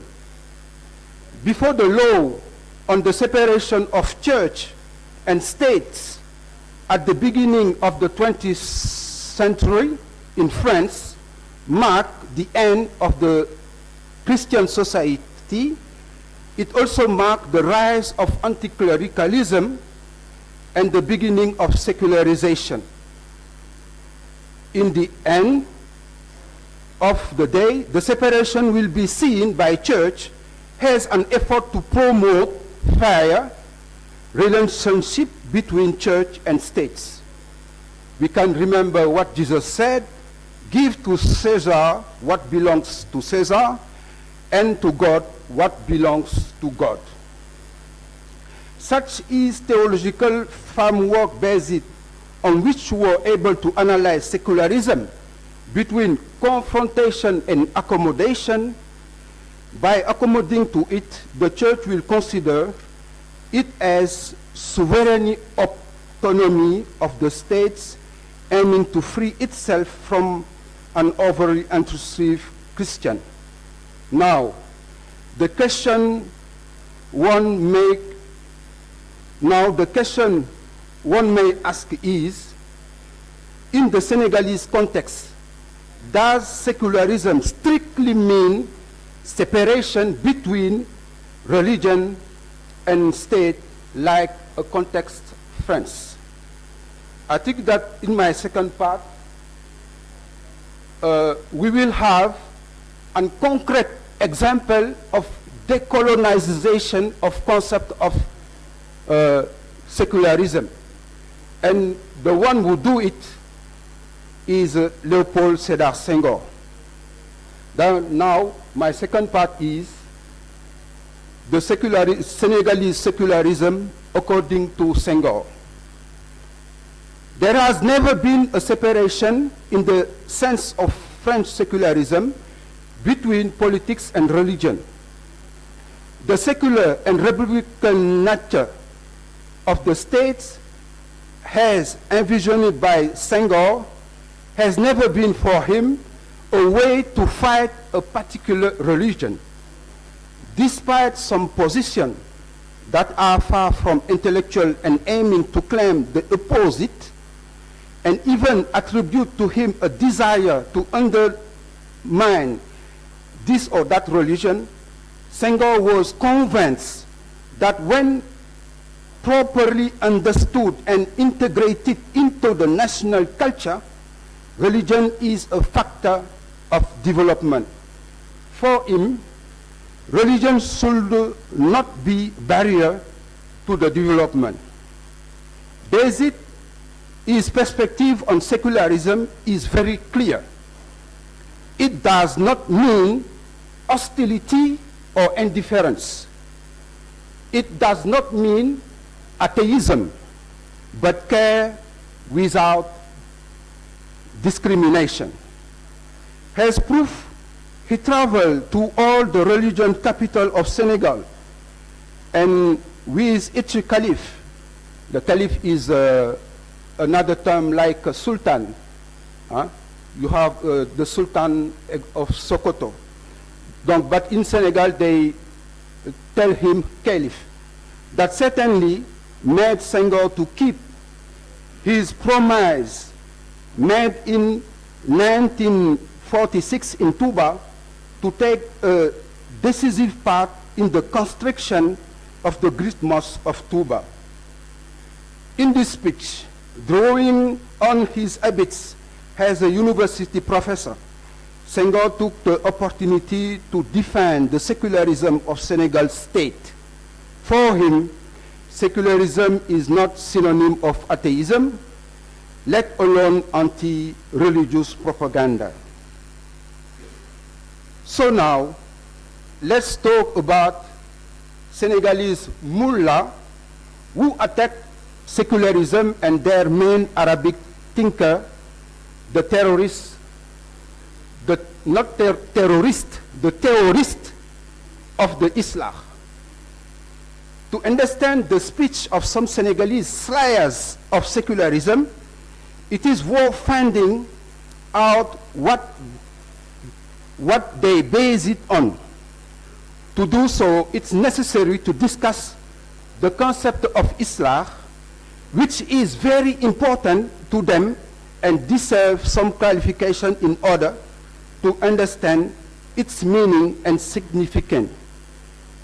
According to Rashid Sadi, Islah refers to desire for renewal from within and the ideal of a moral and religious reform aimed at correct deviation from the prophetic tradition through a return to the scripture sources and an effort to understand them in a way that align with modern times.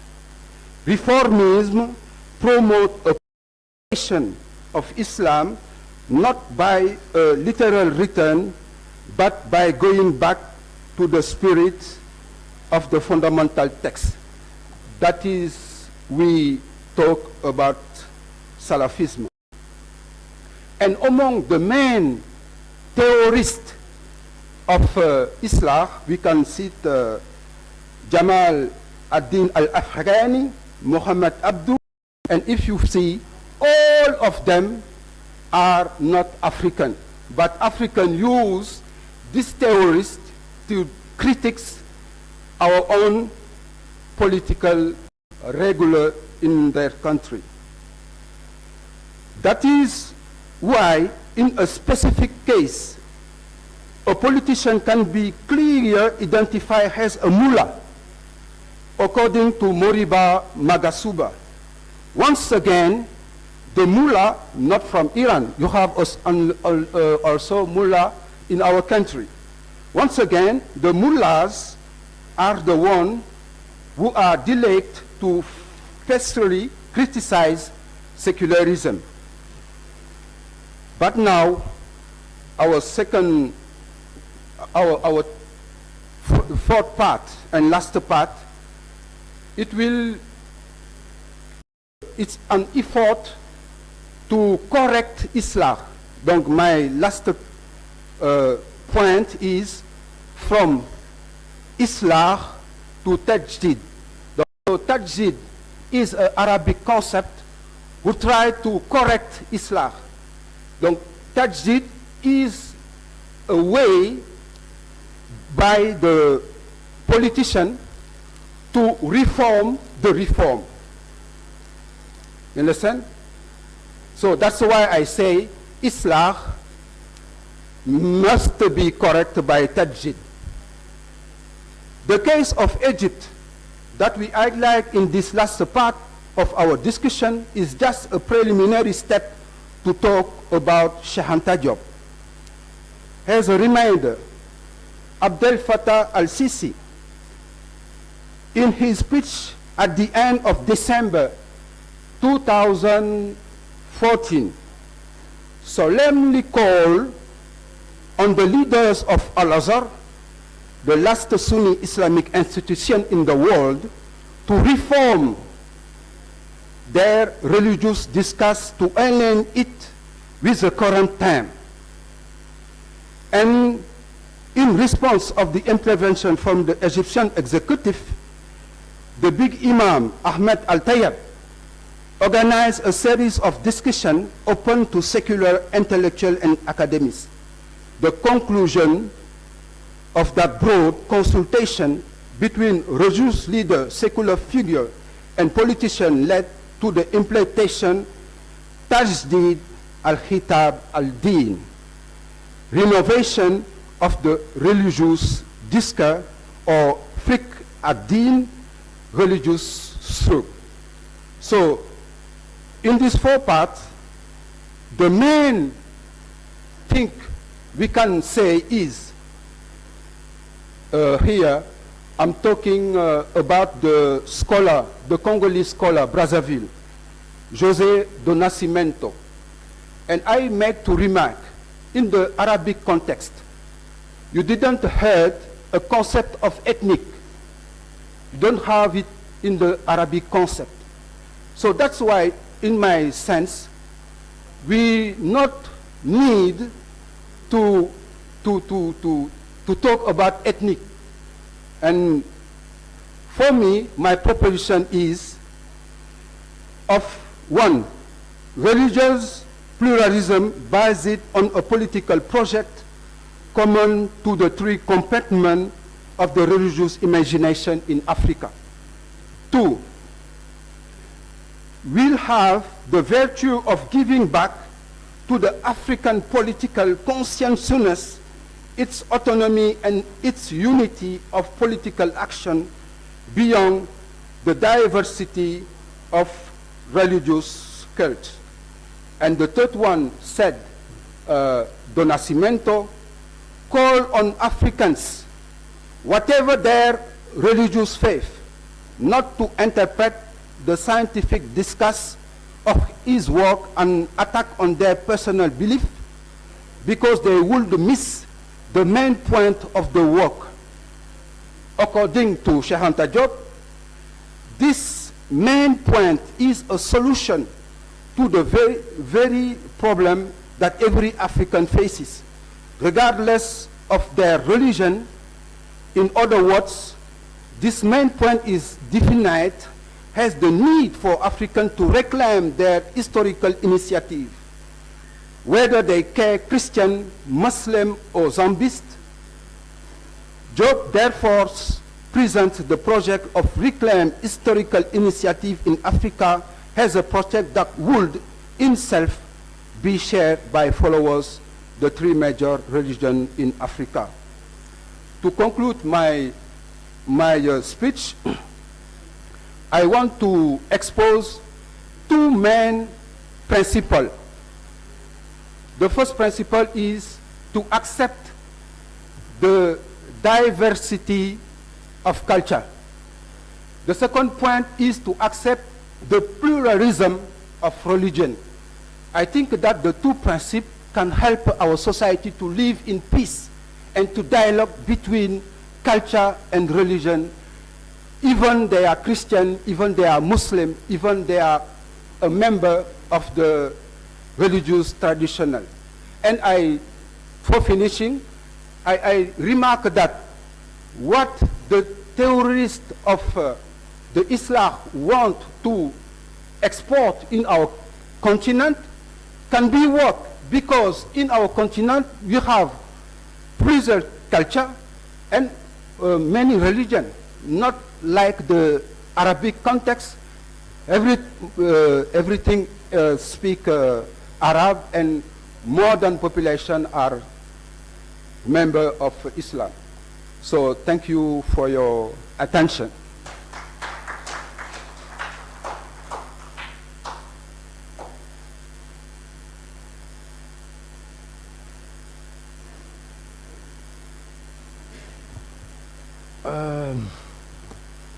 Now the problem is people who are online. Let me see if Cabo is ready.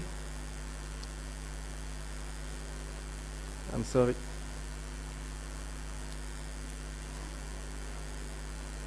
Oui, vous êtes en ligne?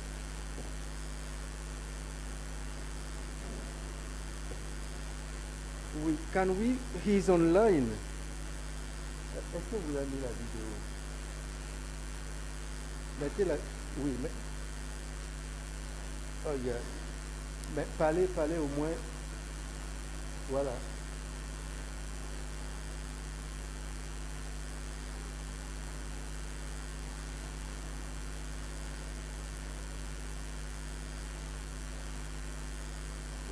Parlez, on va voir si on peut vous entendre. C'est déjà ça. Parlez, on va voir si on peut vous entendre. Je ne sais pas si les autres vous entendent. Can you hear him? No, on n'entend pas.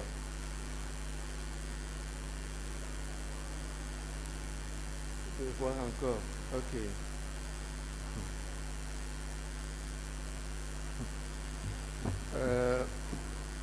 It's complicated.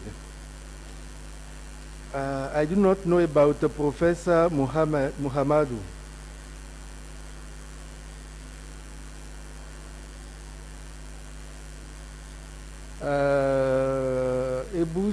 Ebusi said he couldn't join us. He's not able to join us. Peter is trying, but without succeeding.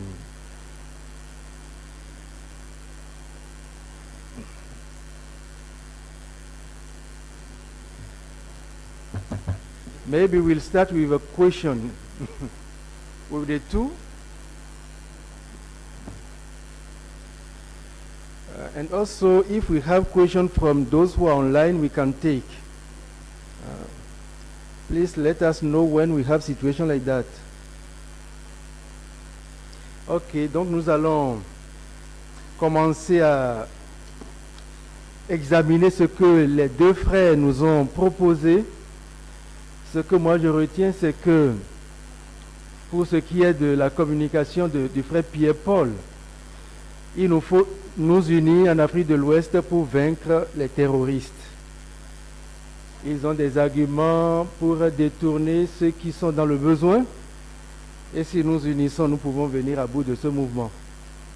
Ce que je retiens de la communication du frère Pierre-Marie, c'est que le vocabulaire est important et nous devons tenir compte du vocabulaire, le rendre clair pour éviter les confusions. Et de l'autre côté, nous devons accepter la différence de culture et de religion pour pouvoir parvenir à la paix et à la bonne entente, l'harmonie entre nous. Alors, le champ est ouvert pour les questions. Est-ce que vous pensez que les solutions ou le diagnostic posé par Frère Pierre-Paul couvre vraiment ce phénomène qui nous inquiète? Est-ce que vous pensez que la solution proposée par Pierre-Marie est vraiment la solution ou une des solutions? Et si nous en avons d'autres, nous pouvons les proposer. Mais le champ est ouvert. J'ai dit ça pour lancer le débat.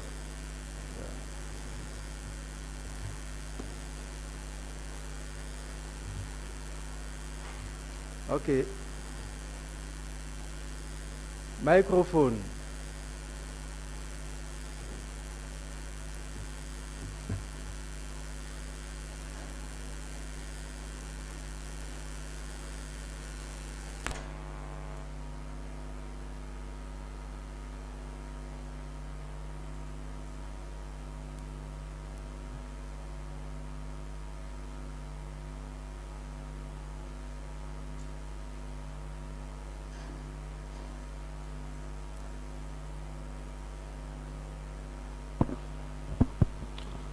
Oui, je voulais remercier les deux conférenciers, le frère Pierre-Paul, frère Pépé. Merci pour ta communication. Nous sommes au Nigeria et on connaît le phénomène de Boko Haram. Je ne sais pas si tu n'as pas élargi un peu ta perspective pour inclure ce phénomène. Quelle est la communication qu'utilise le Boko Haram? Est-ce que c'est la même chose au Bénin ou même dans le Sahel? Quand ils viennent kidnapper les gens, comment ils réussissent à le faire sans que la vigilance des autorités puisse être alertée? Voilà. La deuxième préoccupation, c'est là une préoccupation au frère Pierre Marignang. Félicitations pour ton exposé en anglais.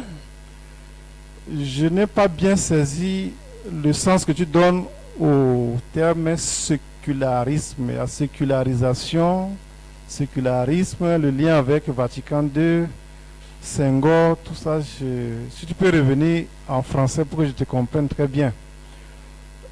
Sénégal est majoritairement musulman. Alors, penses-tu qu'on peut parler de la laïcité dans un tel pays? Est-ce que le terme de la laïcité, même si c'est galvaudé, est-ce que il y a un contenu? Et je me réjouis que tu parles du respect des cultures. Quand on parle de l'islam, les chrétiens ne réagissent pas. Ils sont dans cette salle. Mais quand on parle de la religion traditionnelle africaine, tout le monde nous rougit. Et donc, ça me permet de revenir un peu pour dire que quel est le principe pour la reconnaissance des autres religions et quel principe fonde le rejet de la religion traditionnelle africaine par les Africains et même s'ils sont des chrétiens.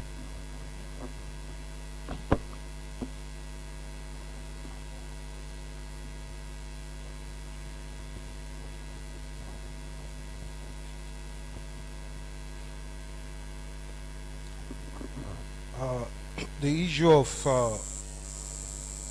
terrorism is usually linked to religion, and I'm addressing that to both of you. But I have a different perspective. That is to say, the problem is not religion. The problem is politics. The problem is Machiavellian politics turned into a religion. Our people are not killing each other. You go to the marketplace, Muslims and Christians are living and working together. Some years ago, while I was here, I had a Muslim as my driver. His wife is Catholic. He's not going to kill his wife and children. In fact, he's here. I think I saw him this morning. The issue is are playing the religion and ethnicity, and they make it look like we're having a religious war. And this is happening because practically all our countries in Africa have weak institutions. The constitution should protect the citizen, but I don't know of any African country today that has a constitution capable of protecting us by being capable of establishing institutions that will protect the land and the people. So my perspective is this is not about religion, this is about politics, but again I'm beginning to change to say what we see now is not politics but brigandage.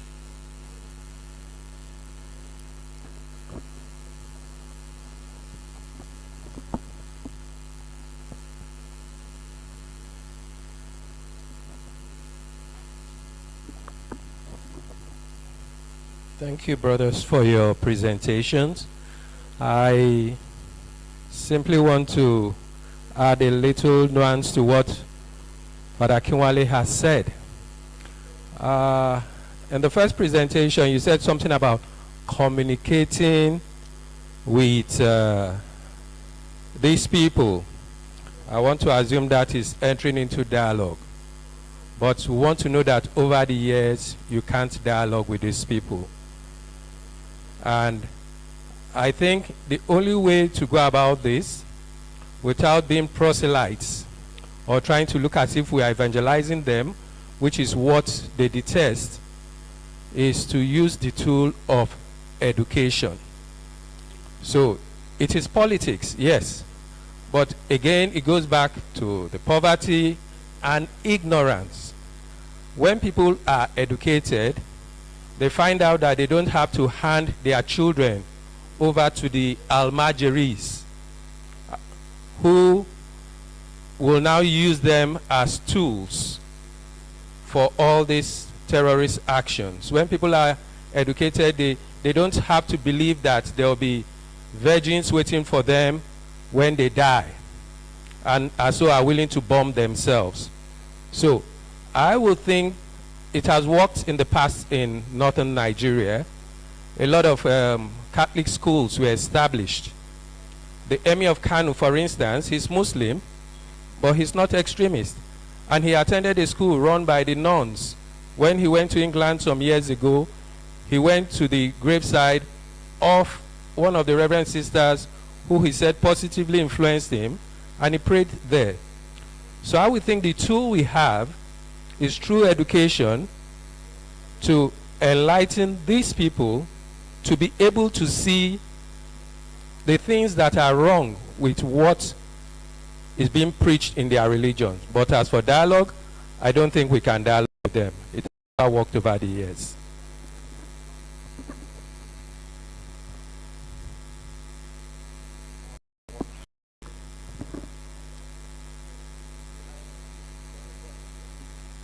Thank you very much, dear fathers, for your presentation. Well, my contribution and question will toe the line of what Father Akinwale and Father has said, making particular reference to Nigeria, for example. It is true that it is a game of politics, really. We're like a pawn in their hands, and then they know how to play it well, keeping them impoverished so that they violent. But the youth, which is part the arm I represent, think that dialogue has not worked over years. They think that we should consider matching them for their own, getting guns in place of side by side holding the rosary like in the time of Pope Pius, yes, going to war with a sword in one hand, a rosary in one hand. I think we should really look out for other means. Dialogue is not working, education is not working. Should we continue to be quiet while our brothers and sisters are slaughtered and killed in genocide? This is really very disheartening. It happens, hundreds are killed, and nobody says anything about it. No, the government doesn't care. Dialogue doesn't work, and none of it is working. So can we not really consider other options that is not dialogue, that is not working, that is not education, that is obviously not having any hope to work? Thank you.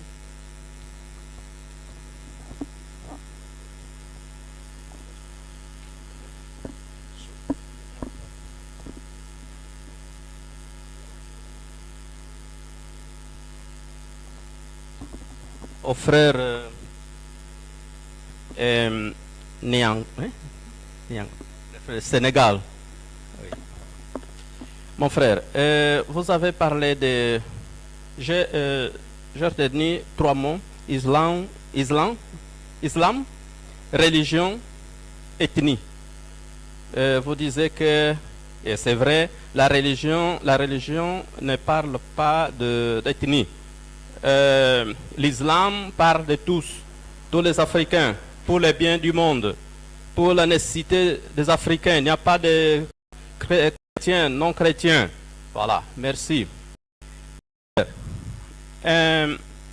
Parlant d'idéologie, j'aimerais, si c'est possible, nous parler de l'essence de l'islam.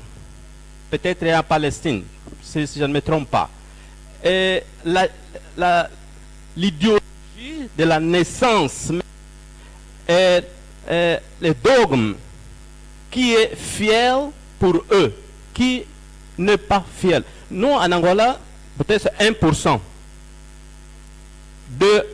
Pas encore, mais nous avons peur pour ce qui se passe ailleurs. Congo démocratique, moi j'ai vécu là-bas 20 ans. La guerre, ce qui se passe au Kivu, au sud là. Mais on peut faire des recherches. Nous allons voir les idéologies, disons, qui veulent islamiser l'Afrique. Peut-être à cause de ce que vous dites, pour le bien du monde, pour la nécessité de l'Afrique, il n'y a pas. Mais nous avons. Merci.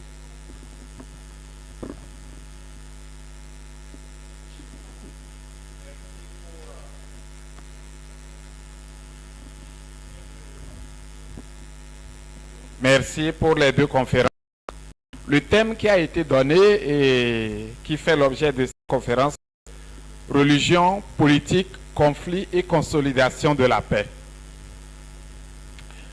L'objectif, et qui rentre bien sûr dans ce colloque, c'est comment susciter la réflexion pour arriver à tout prix à une culture de la paix. À défaut d'une consolidation, au moins à une vraie culture de la paix. C'est en fait ce qui est projeté. Et je me suis dit, en plus de ce que vous avez évoqué, on n'a pas beaucoup parlé de l'instrumentalisation politique et politicienne de la religion, et surtout de l'islam. On a comme l'impression que nos politiciens utilisent malicieusement la religion et notamment l'islam pour arriver à leur fin. Je ne peux donner qu'un exemple assez rapide. On est sur les antennes, on sait qu'on nous écoute, mais je peux citer des choses. En Côte d'Ivoire, la crise politique qui a conduit jusqu'à maintenant, bon, on est encore en train de choses, on a compris simplement avec comme l'islam au nord et le christianisme au sud. Et l'évocation, on a évoqué que non, c'est parce qu'on ne voudrait pas que les gens du nord accèdent, c'est-à-dire que les musulmans accèdent. Il suffisait simplement de sortir ça pour que dans la tête de tous ceux qui sont au nord, il y ait comme une évolution. Alors, la question qui est là derrière, c'est, nous sommes là. Depuis ces derniers temps, on dit que même le terrorisme sahélien est instrumentalisé aussi par l'Occident. Est-ce qu'on se pose la question, où prennent-ils les armes?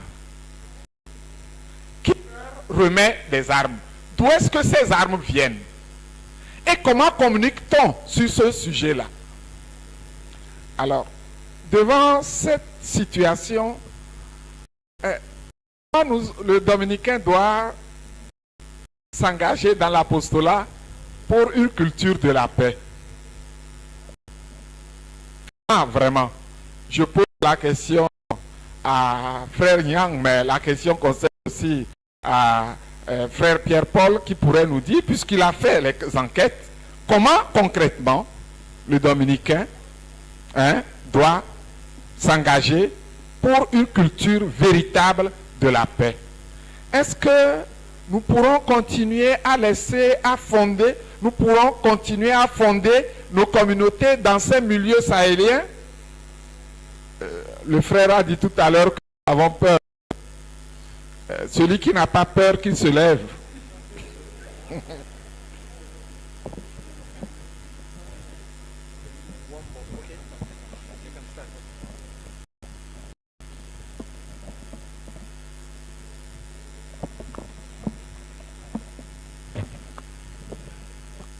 Pour les questions. Alors, la communication de Boko Haram, c'est presque le même scénario qu'on retrouve. Il passe par les actes de violence qui est un message pour eux. Quand ils font des incursions dans un quartier, dans un village, quand ils s'en prennent aux populations, aux positions des forces armées, c'est pour dire qu'ils sont là. Et pour jauger un peu, comment appelle-t-on, le poids de l'administration centrale. Donc, pour eux, ils utilisent la violence comme un langage pour se faire entendre, pour se rendre plus visible.